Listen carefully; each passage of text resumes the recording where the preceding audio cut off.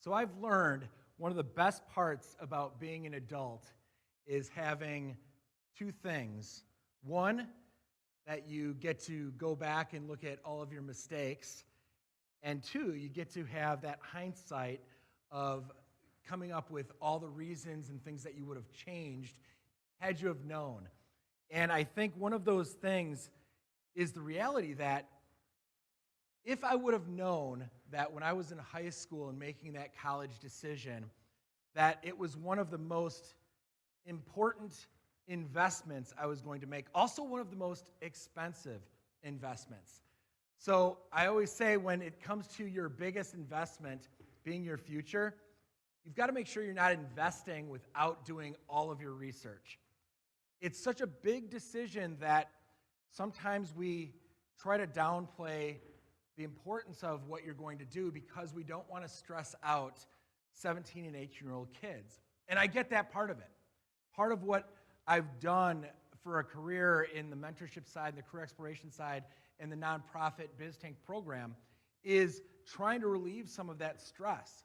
However, there is a reality to what that process is and what that decision is. And it comes down to a financial responsibility of what you're going to do. So I think it's more important now with the prices and the cost of education to really start to understand what exactly that investment looks like. Can you afford that investment? Where is it going to take you? What is the career path that you're going down? What does that job even pay after graduation, and what does it look like?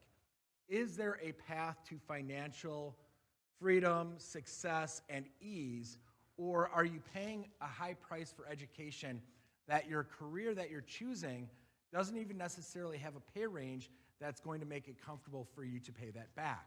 Now, I'm not saying to base everything on money, but I am saying do the research on what those costs are.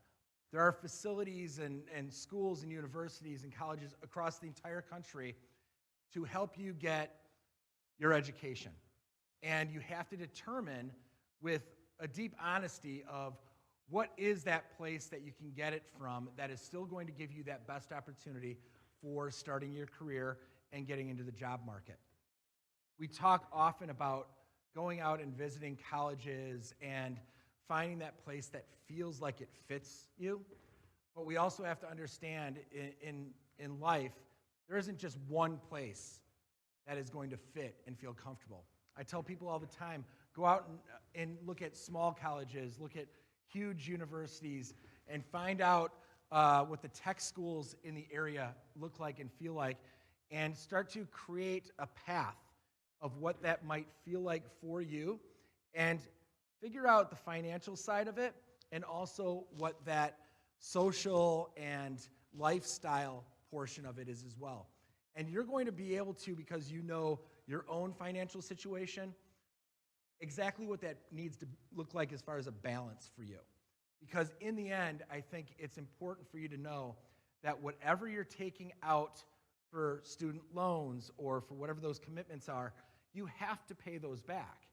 And that is going to hinder some of maybe your goals if you've got a lot of debt coming right out of college. We sit here as adults, as you get your jobs and your finances straight, and you look at investing into a home. And I go back and I look at some of these college kids that graduate and have this student debt, and sometimes it's larger of a debt than it actually is for that first home that people are buying. So it is important to look at it all.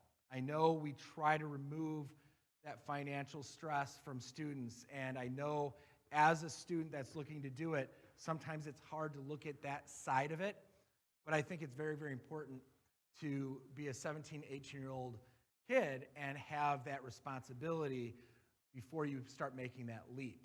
So it comes down to a maturity, and it comes down to a responsibility of what this journey looks like and where it's starting, but also where it's headed and what is going to create stumbling blocks and challenges for you to make those next steps. Because there's one thing I don't want for anyone is to not take a first job that they're offered simply because it doesn't pay enough.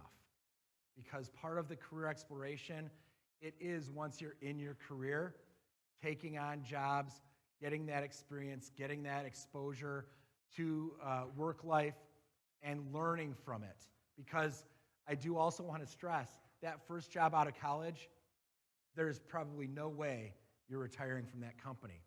So take it all in, get it all laid out as best you can, but be real about it, be understanding about it, and be fiscally responsible for it. So when it comes down to starting your journey, start it in a positive way, understanding what that future actually looks like.